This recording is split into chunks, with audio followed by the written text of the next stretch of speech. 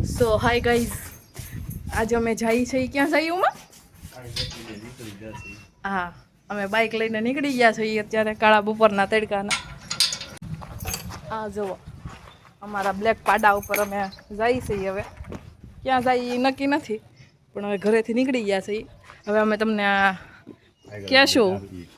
હા, તમે લાસ્ટ તક જોજો એટલે અમે તમને કહી દેવું કે અમે ક્યાં જઈએ છીએ એમ. તો અમારી ગાડી હાઈવે ઉપર ચડી ગઈ છે અને ક્યાં જાય છે એ કંઈ હજી નક્કી કર્યું નથી. આગળ જતાં વિચારશું કે ક્યાં જવું છે એમ. તો મળીએ આગળ. તો અમે છે ને લગભગ 100 કિલોમીટરનું અંતર કાપીને અહીંયા તળાજા વટી ગયા. ક્યાં? હા, અલંગ સુધી પહોંચવા આવ્યા છીએ. હવે અમારે શહેનશાહનો પ્લાન છે કે અલંગમાં જઈને આને શું કરવું છે તમારે? અને વાડા વિખોળવા છે. તો અમે અહીંયાથી ને હવે અલંગ નીકળવાની તૈયારી કરી છે. આ થોડીક વાર રેસ્ટ કર્યું. શું કર્યું? આપણે હોલ્ટ લીધો. અમે હોલ્ટ લીધો છે થોડીક વાર થાકીને. એક જ ગાય આગળ અલંગ ભેગા.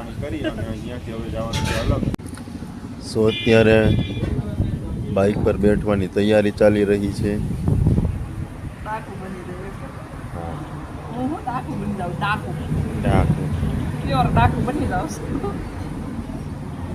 મોઢું શું કામ બાંધે? એટલે એનાથી શું થાય? ધૂળ ન આવે મોઢામાં, માસ્ક પવન ન લાગે. પવન ટેનિંગ આવી જાય એટલે ટેનિંગ ન આવે. ચશ્મા અમે જો માણસો કપડાં મેચિંગ કરે, મનડા મેચિંગ કરે, અમે ચશ્મા મેચિંગ કરે. તો હવે નાસ્તો પાણી કરીને પાછી અમારી સવારી અહીંયાથી નીકળે છે હવે અલંગ તરફ. જવાનું હતું ભાવનગર, પણ પાછું રસ્તામાં પ્લાન બની ગયો અલંગનો. તો હવે જઈએ છીએ અમે અલંગ. અને આ મારો છે ને પહેલો વ્લોગ છે લોંગ. તો કંઈ મિસ્ટેક થઈ હોય તો સોરી. અને બીજી વાર તમને પસંદ આવે એવી ટ્રાય કરશું, તમારો સહકાર રહેશે તો.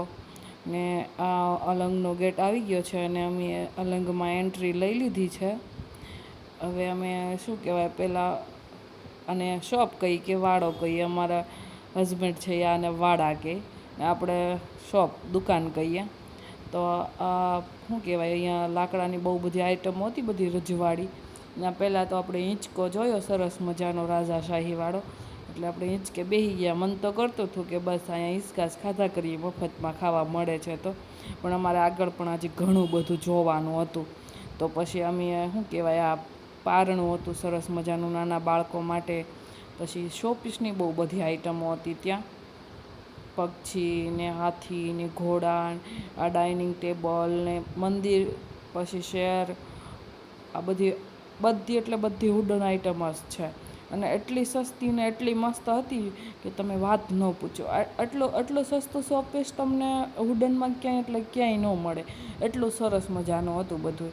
ને આ બધું રજવાડા સ્ટાઇલનું હતું, આમ રાજાશાહી વખતનું હોય ને એવું બધું. આમ સોફા ને એવું બધું તમે જોયું હોય ને તો આમ તમારું મન મોહી જાય એવું હતું. ને આ જો ઓલું પુસ્તક રાખવાનું છે પેટી. અહીંયા ઓફિસની ચેરની પણ બહુ બધી વેરાયટી હતી. એકદમ કમ્ફર્ટેબલ પડે એવી મસ્ત ચેર હતી. અને બેડમાં પણ બહુ બધી વેરાયટી જ હતી. અને આ છે થોરનો હથોડો, તમે જોયો તો હશે જ તે. એ આપણે ઉપાડી લીધો હો. જો એટલો મસ્ત હતો, હળવો ફૂલડા જેવો. તો ઉપાડી જાય ને એટલે પછી શું કહેવાય, આ પેલું દૂરબીન જેવું કંઈક હતું. તો મેં એમાં જોવાની ટ્રાય કરી પણ કાંઈ દેખાણું નહીં. 2-3 વાર ફેરવીને જોઈ લીધું. ને આ હતું ગિટાર. વગાડતા આવડતું નહોતું પણ તોય આપણે જોઈએ એટલે હક તો રહે નહીં. ને સૌથી મસ્ત આઈટમ હતી જો આ. એટલી સરસ ઘડિયાળો હતી. ઘડિયાળોમાં ડિઝાઇનનો કોઈ પાર જ નહોતો. એટલી ડિઝાઇનની ઘડિયાળો હતી બધી. પણ આમાં છે ને પેલું ઓલ્ડ સિક્કા હતા, જે આપણા પુરાના જમાનામાં હાલતા. એ 10 યાન, 20 યાન, 5 યાન એવું બધું. એ પાછા રિયલવાળા જ હતા. ને આ જો સિપાહીની આ કંઈક ટોપો હતો, આખું કવર જ હતું, લોખંડનું જ હતું. ત્રાંબા પિત્તળ જેવું હોય કે લોખંડ હોય, રામ જાણે શું હોય. તો પણ આપણે પહેરવાની ટ્રાય કરી, પણ એ આપણે પહેરીએ કે નહીં. બાકી અહીંયા એવું શોપીસની વસ્તુ જ નહીં, ને ઓછીકા ને બ્લેન્કેટ ને આ બધી ઘણી બધી આમ ઘરમાં વપરાય એવી તે ઘણી આઈટમો હતી. ને એમાં પણ આ ફૂલદાનીઓ લાકડાની એટલી મસ્ત મસ્ત હતી કે વાત ન પૂછો. હાથીડા પણ સરસ હતા, અલગ અલગ પેટર્નમાં બધુંય તમને બધી જગ્યાએ જોવો ને બધે તમને અલગ જ આઈટમ જોવા મળે, એટલું મસ્ત મસ્ત હતું બધું હો. ને આ તો કંઈક શું કહેવાય એમ, ને ઘડિયાળોમાં તો એટલી પેટર્ન હતી ને બધી જગ્યાએ કે તમે વાત ન પૂછો. ને પછી વળી પાછું આ જો નાનું એવું સિલાઈ મશીન, આ બધું ઝીણું ઝીણું પહેલાંના જૂના જમાનાની આઈટમો હતી. પછી આ પહેલાં શું કહેવાય, આ બધા શોપીસના પૂતળા છે. શોપીસ તો એટલા મસ્ત હતા કે તમને જે જોવો એ ગમી જાય ને એવા મસ્ત મસ્ત હતા. ને આના જેવું સસ્તું શોપીસ તો તમને ક્યાંય એટલે ક્યાંય ન મળે, એકેય દુકાનમાંય ન મળે ને એકેય સિટીમાંય ન મળે. એવું સરસ હતું આ અલંગની અંદર તો. ને જો પગલુંચણિયા મળે, લેપટીન, ટુવાલ, બેડશીટ ને બધુંય વળી પ્રીમિયમ અને વળી સસ્તામાં સસ્તું તમને બાકી શોપ કરતાં.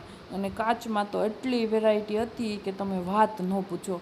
ને ગ્લાસમાં તો એટલી પેટર્નો હતી ને કે તમે જે જોવો ને એ ગમી જાય, એટલા મસ્ત ગ્લાસ હતા ને એટલા મસ્ત કાચની આઈટમો હતી કે તમે આમ જોયા જ કરો ને બધુંય.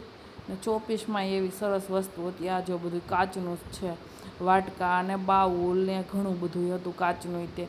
પછી અમે બધું જોયું ને પછી અમે નીકળી ગયા પેલું જ્યાં સીપું તોડવાનું કામકાજ ચાલતું હોય ને ત્યાં સાઈડ ઉપર. ને નગરી ક્રેનો દેખાતી હતી અને અંદર સીપો હતી બધી, પણ આ આગળ પેલું શું કહેવાય ઓફિસો ચણેલી હતી એટલે પાછળ બહુ દેખાતું નહોતું.